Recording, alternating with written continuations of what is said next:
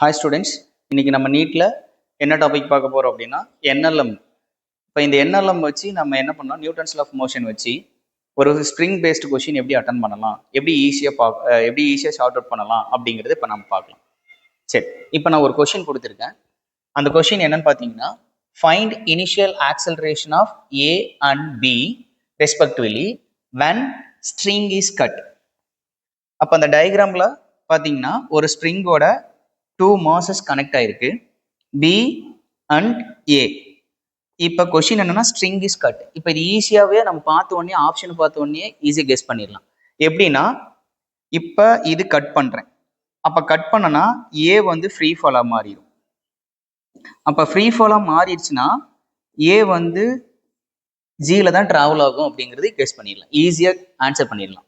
தென் அப்போ பி வந்து எப்படி ட்ராவல் ஆகும், அப்வர்ட்ஸில் ட்ராவல் ஆகும். அப்போ அதனுடைய ஸ்ப்ரிங் ஃபோர்ஸ் வந்து என்னது, கேஎக்ஸ். அப்போ இதை தெரிஞ்சுட்டு ஈஸியாக நம்ம என்ன பண்ணலாம் அப்படின்னா ஷார்ட் அவுட் பண்ணிடலாம்.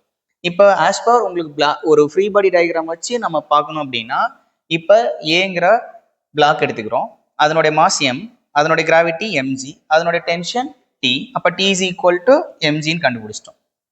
இப்போ பி வந்து மேலே அதனுடைய ஸ்ப்ரிங் ஃபோர்ஸ் வந்து கேஎக்ஸ், அதனுடைய டென்ஷன் டி, ஒரு பாடியோட அவுட்வர்ட்ஸில் ஒரு டென்ஷன் டின்னு ஆக்ட் ஆகிட்டு இருக்கு, அதனுடைய கிராவிட்டி எம்ஜின்னு இருக்கு. அப்போ டோட்டல் ஃபோர்ஸ் ஈக்குலிபிரியம் ஸ்டேட்டில் போட்டிங்கன்னா k x is equal to T plus m g. டியோட வேல்யூ எம்ஜின்னு தெரியும், அப்போ எம்ஜின்னு சப்ஸ்டியூட் பண்ணிட்டேன்னா அப்போ 2mg, கேஎக்ஸோட வேல்யூ 2mgன்னு கண்டுபிடிச்சிடலாம். இதை வச்சு தான் நம்ம பியோட ஆக்சலரேஷன் ஈஸியாக கண்டுபிடிக்கலாம். இப்போ ஆல்ரெடி ஆஃப்டர் கட் ஏவோட வேல்யூ எப்படி கண்டுபிடிச்சிடலாம் அப்படின்னா, ஃபார்முலா படி பார்த்தீங்கன்னா acceleration is equal to tension by m. அப்போ mg divided by m. அப்போ m கேன்சல் ஆகி போயிடுச்சுன்னா ஆக்சலரேஷன் ஜியில் தான் ட்ராவல் ஆகும்னு ஈஸியாக முன்னையாவே சொல்லி கொடுத்துட்டேன். இது ஃபார்முலா படி போட்டாலும் ஆன்சர் கிடைச்சிருச்சு. தென் பி வந்து ஸ்ப்ரிங் ஃபோர்ஸால மேலே போகுது ஆக்சலரேஷன்.